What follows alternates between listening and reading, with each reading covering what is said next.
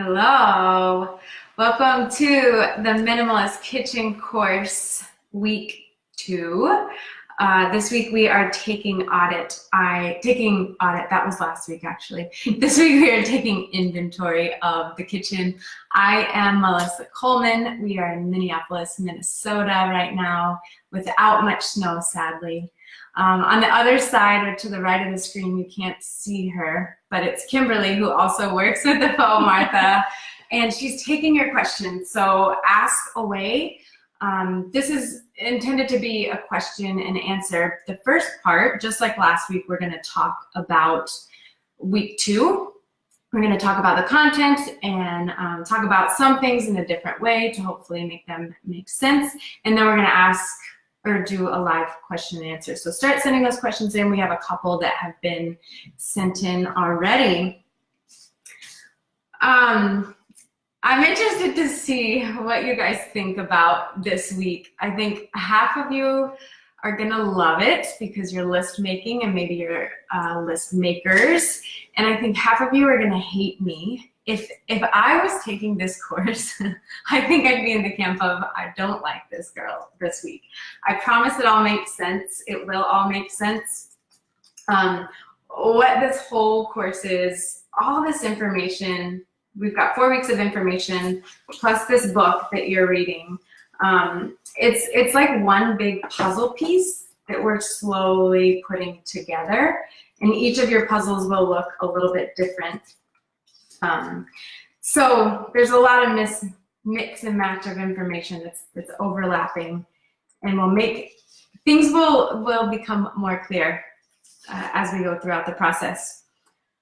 All right, so let's see, where am I this week? Okay, this week we talked about what exactly is the kitchen, what's the DNA of the kitchen.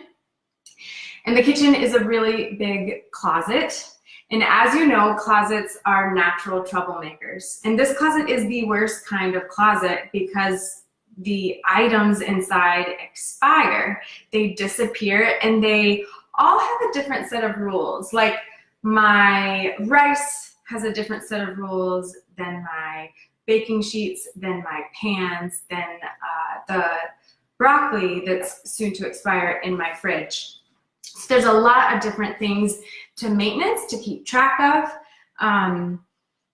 Yeah, this closet is worse than your master bedroom closet. Just imagine if clothes treated you the way your broccoli treated you. You it wouldn't be your favorite t-shirt. Oh, I see a hi. Hi, Julie.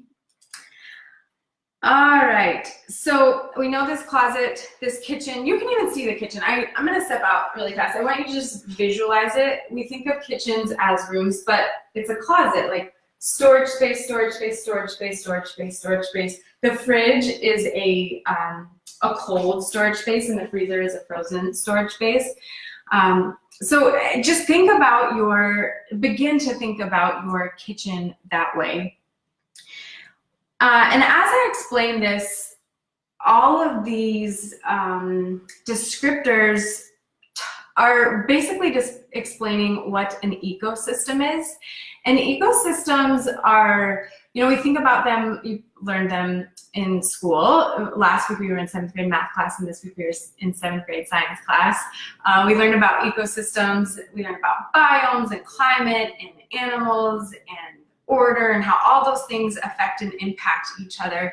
And that's what's going on in the kitchen. We have the kitchen is one big ecosystem, and then we have a lot of different ecosystems, like the catch-all kitchen gadget drawer, the small appliance cabinet, which you guys can't see. There's lots of tiny ecosystems that have different rules, like we just talked about. And ecosystems are wonderful in that they acknowledge that a system is dynamic, it's interrelated, and it's complex. We talk about, when I talk about the kitchen, I often say it's complicated, and it is complicated, but I think a better word would be it's complex. There's a lot of things going on in this space. So rest assured, it's not you, it's the kitchen. This is a complicated, complex space. All right, so this week we are performing the task of taking inventory. And this is the part where some of you guys are probably like, what in the world? Why is she making me write down everything in my kitchen? So you are doing a very simple, I like to think about things as tools. So list making is a super simple, rudimentary, it's not rocket science, but it's a simple tool for gathering information. And these first 2 weeks, week 1 and week 2, we're gathering information and we're figuring out how do we conceptualize this space. And then week 3 and 4 are ACT, ION, action, people action. That's coming at you next week, but not this week. So this week we are focusing specifically only on taking inventory. We are observing. And so I want you to make lots of lists. Some of you have made them already, which is so cool to see. And as you make your list, I want you to also start thinking about, under step 2, what recipes do you make all the time? Write those down, and then begin to think about what overlap you have between tools and ingredients. And if you need to write down some of the tools and ingredients in those recipes to see that, that's okay. And then we're going to take it a step further, and I want you to think about your specialty or your hobby, that thing that makes you feel alive in the kitchen. That is something worth preserving. And as you think about your own, think about the other hobbies maybe in your family. If you have more than one person in your home, consider them too. One interesting thing about hobbies is we collect things, and if your hobbies are anything like mine, your collection might be a little large or explosive. So just pay attention to that, take note of it, and we're going to preserve it, but also pare it down, which is a little hard. So here's the wonderful thing about list making. The list doesn't lie. When I looked around my kitchen for many years, I was doing a slow process of paring down. When I looked around my kitchen, I thought, it looks pretty good. And my eyes were lying to me in some ways. They were very good at shutting out certain things and highlighting other things. But the list doesn't lie. So when you write it all down, it's quite shocking. It might be quite shocking about what you're keeping. For example, when I was working on the book, I had to write down all the tools that I had and recommended. And I had this knife block, and it was full of knives because knife blocks are sold with lots of knives. And when I thought, what would I recommend to somebody? I thought, well, I use a chef's knife, I use a paring knife, and I use a serrated bread knife. So maybe I should just keep that. But I also want you, we're not paring down yet, but just keep this in the back of your mind, to keep the poetry. Kevin, my husband, does not love to be in the kitchen, but he loves this knife. He loves this paring knife. So I kept this paring knife because I want to encourage him to be in the kitchen. I want him to like being in the kitchen. So we have 2 paring knives. We also ended up with 2 chef knives. Chef's knives? Chef. Yeah, I think I have my plurals wrong, but we have 2 because friends come over and cook a lot. So I have an extra knife for them to also cook. So keep the poetry, preserve you in this space, even as you start to pare down. All right, you guys have probably heard me use this word notice. I'll say notice, notice, notice, or observe, or pay attention. And that too, like minimalism, paring down, like working backwards, the tool we're using to solve a lot of these problems. Noticing is another really wonderful, simple tool. It's free. You're already doing it. Some of us do it really well and some of us don't. And sometimes having too much around, whether it's physical stuff or mental stuff, a busy day, we don't always notice things. So imagine yourself, just humor me for a second. Imagine yourself, this is how I'm being myself. When I'm really busy and I'm working on a meal, I've got my head down and I'm just trying to get the meal on the table, and everything else around me, it's everyone else's fault. But when I pick up my head and I look around, then I'm able to notice and observe everything that's going on around me. I'm able to see how I'm contributing to this and how other things are contributing to this. And it allows me to see more, to take an honest assessment of what's going on around me. It's so simple, but try just picking up your head every so often. When you feel frustrated or when you feel like something's going well, pay attention to those things. Pick up your head, notice what's around you, what's going on, how are you feeling? It's such a wonderful tool. A lot of times too, I think we need to go look for answers everywhere else. And usually the answers are right in front of us. But when you have your head buried down here, it's really hard to see the answers. So just pick up your head and notice.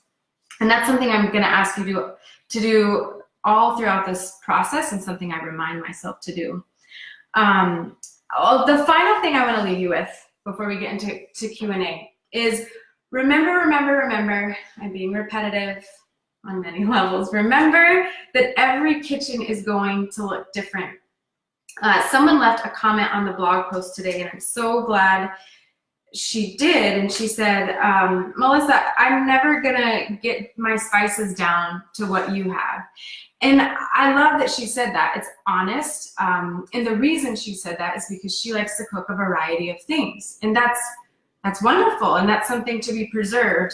And I've said this, and I'll say it again, if you dropped all of my decisions, even in this book, if you dropped all of my decisions into your kitchen, you would be so happy with some and so sorely disappointed with others. So you are so involved in this process because only you can make your kitchen the best it can be. And now I sound like a motivational speaker. But there's so much truth to that. And a way to think about this is think about it like budgeting. Have you ever had a friend that says, oh, I can't afford that, and you know that they can afford it? What's going on is they're just spending and allocating their money different than you are. So imagine this process. We're all going through the same process. Imagine we all were given like $1,000. We're going to remove ourselves from the kitchen for a second. We all were given $1,000. We get to go on vacation. We're going to use that $1,000 so differently. I'm going to allocate a huge part of my budget for food and beverages, whereas the next person might allocate a lot of their money for scuba diving or whatever. You can see that everybody's going to use that same thing that they have so very differently. So maybe someone's going to allocate more space for their spices than I'm going to allocate. That's totally fine. Every kitchen is going to look so very, very different. And the reason I say that is as we get down into the paring down phase, into the rebuilding phase, you're going to start to see images of other people's kitchens. You probably already do. You scroll Pinterest. Maybe you watch a show. Maybe you watch Marie Kondo. You're going to see all these people doing something similar, but it might look different in your space. And I want you, I just told you to pick your head up and notice, but in some ways I want you to have your blinders on a little bit. I really, really want you to trust your gut, and this process is hopefully helping you to learn to listen to your gut, and then as you act upon it, to also trust it. But be wary of that as we move forward. Trust yourself and know that every space is going to look different. All right, we are going to, unless I've missed, no, I think you hit anything. We're going to move into Q&A. Okay. You want me to move over so I'm not... Oh, yeah. I remember I need to talk about... Oh, yeah. Should I talk about that? Or do it at the end? Well, since you're talking about inventory, I would talk about that. Okay. So that we don't lose anybody. This is Kimberly, everybody. And Kimberly is the reason why this course exists. It was an idea in my head. And she's the reason why it actually happened. So back to inventory really quickly. Many of you guys are probably cursing me and saying, why in the world is she making me fill out this list? It will all come more clear as we go, but this will be exponentially clear. So in the book on page 32, you can see that I have my inventory list.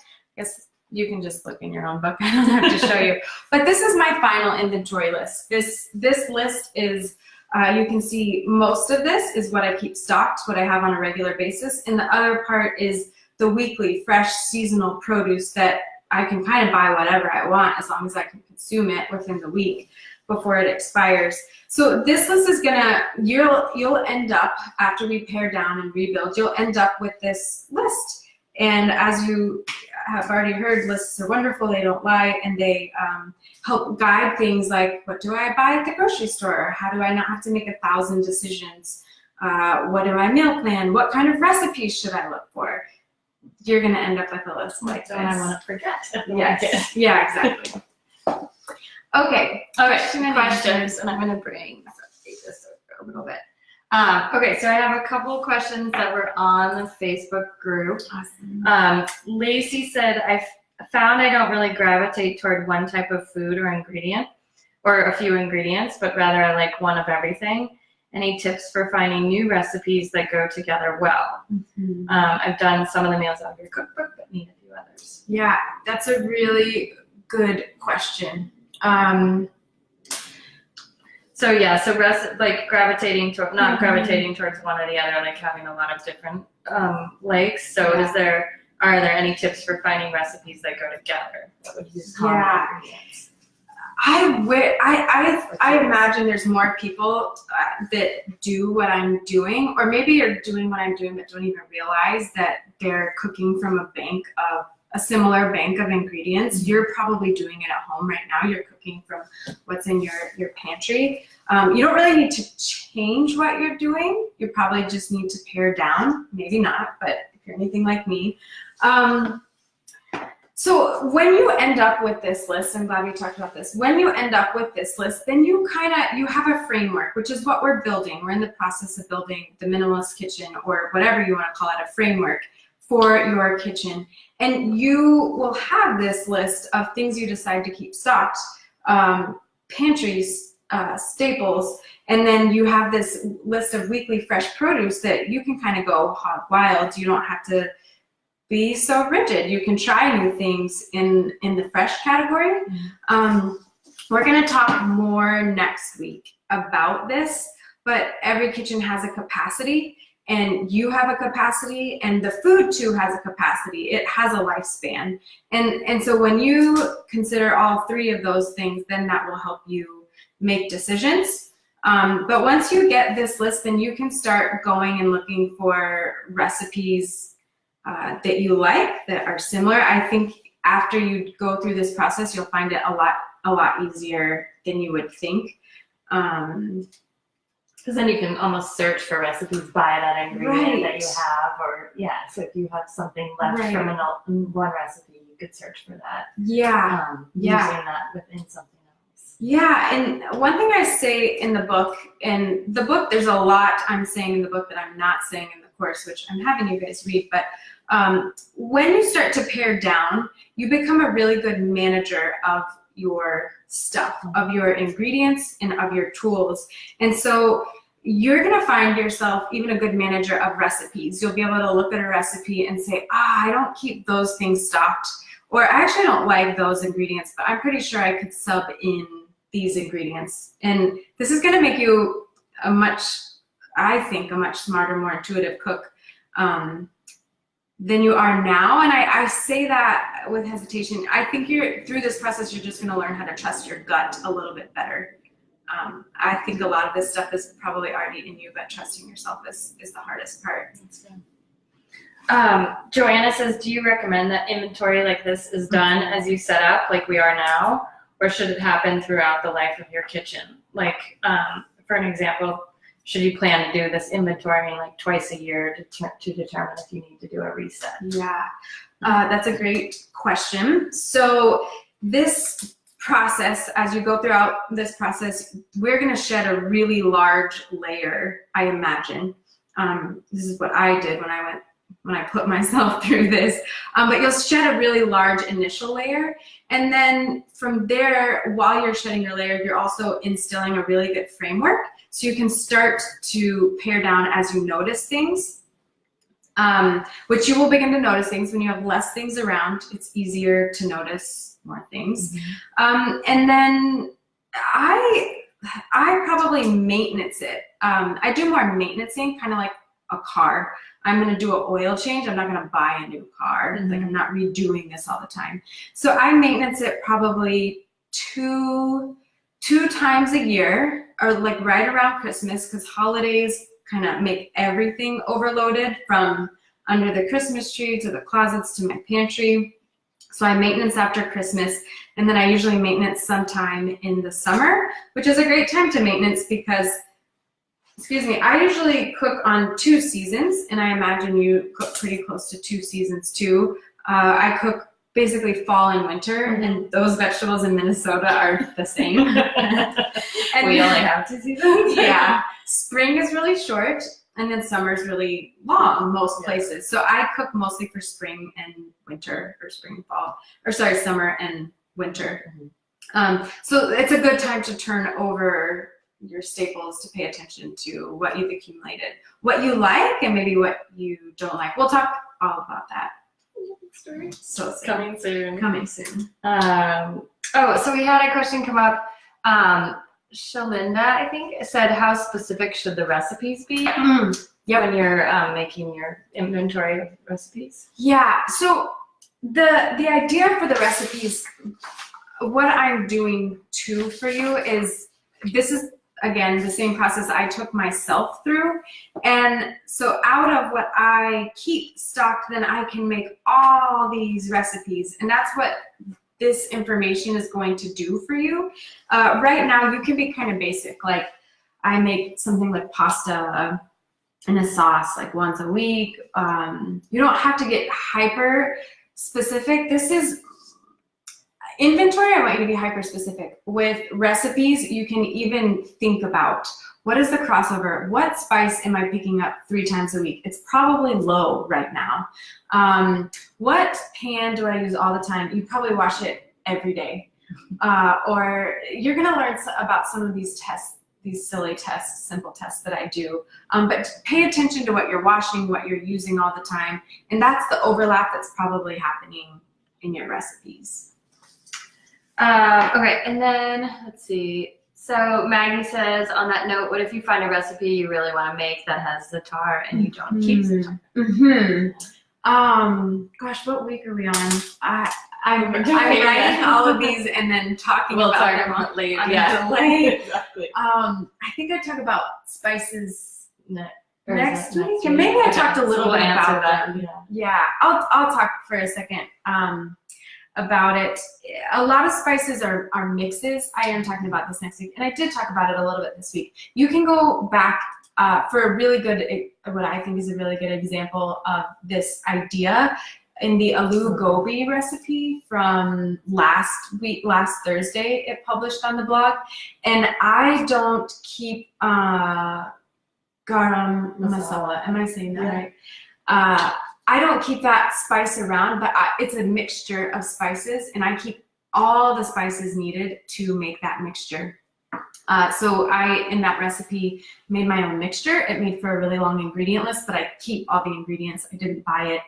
I do keep, you're getting a sneak preview basically of what I talk about next week, but I do keep some spice mixtures around if it's one I use a lot. Like curry, I use a lot. So rather than making my own mixture of curry, which you can, I just keep around the pre-mixed spice. So if you find yourself cooking with any spice mixture a lot, then listen to it, notice it, and maybe keep it around. And maybe there's another spice in your cabinet that you're not using a lot, then you can swap those, or if you have the space, you can add.